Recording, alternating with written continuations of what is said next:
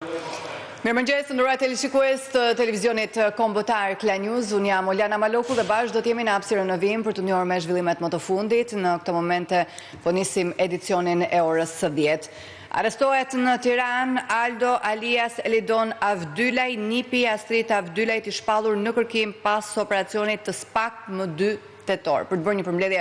më gjërësisht lidhur me operacionin, por edhe të shkuarën e tij, unë si fillim kam në lidhje të drejt për drejt gazetarin ton Besar Barjaktaraj. Besar, jemi në këtë lidhje të drejt për drejt, mirëmëngjes, konkretisht si u bë i mundur arrestimi i tij?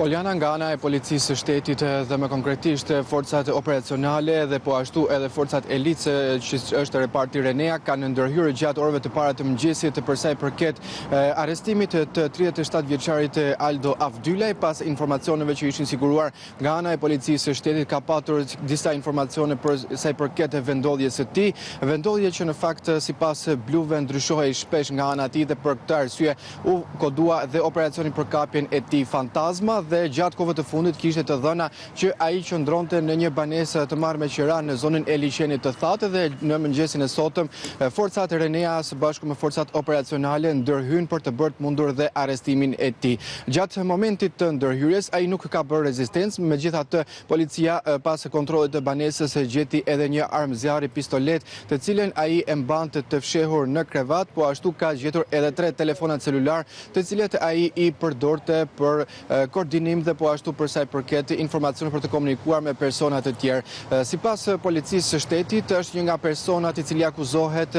si anëtar i një grupi kriminal të Shiakut, po ashtu si person me rrezikshmëri të lartë shoqërore dhe një nga personat më të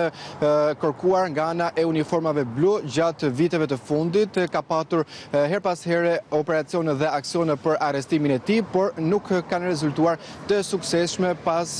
aratisive apo pas të dhënave që ndoshta mund të dekonspiroheshin nga ana e policisë dhe më pas operacionet dështonin apo nuk finalizoheshin. Policia e shtetit në një njoftim që ka bërë me dije pak momente më parë deklaron që 37 vjeçari akuzohet nga ana e gjykatës së posaçme për disa vepra penale dhe rëndit vrasjen me paramendime kryer për hakmarrje, pastrimi i produkteve të veprës penale dhe gjithashtu mbajtje pa leje e armëve dhe municionit.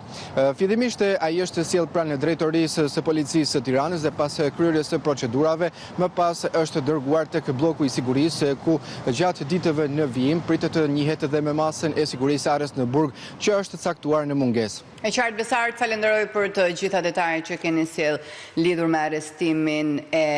Aldo alias Elidon Avdylaj. Ndërkohë do të shohim pak më shumë rreth historikut dhe veprave që rëndojnë ndaj tij, veprave penale. Në këto momente ne kemi lidhje të drejt për drejt gazetarin ton Glidona Daci, e cila do të na sjellë një panoramë të shkuarës së tij. Glidona, cilat janë pikërisht ngjarjet ku është i përfshirë Avdylaj? Sa i takon të gjitha ngjarjeve ku është përfshirë 33 vjeçari Aldo Avdylaj, alias Elidon Avdylaj, sepse tashmë ai zyrtarisht në dokumentacione emrin e ka Elidon Avdylaj, duhet theksuar që ai është i shpallur në kërkim nga ana e prokurorisë posaçme kundër korrupsionit dhe krimit të organizuar, që në operacionin e zhvilluar në verën e vitit të kaluar, ku u firmosën 50 urdhër arreste në kuadër të operacionit Revançi, ku nga ana Aldo Avdylaj të para është ngritur akuza e krimit të kushteve për të kryer vrasje në dëm të shtetosit Duri Mbami, po ashtu nga ana tjetër Aldo Avdylaj akuzohet edhe në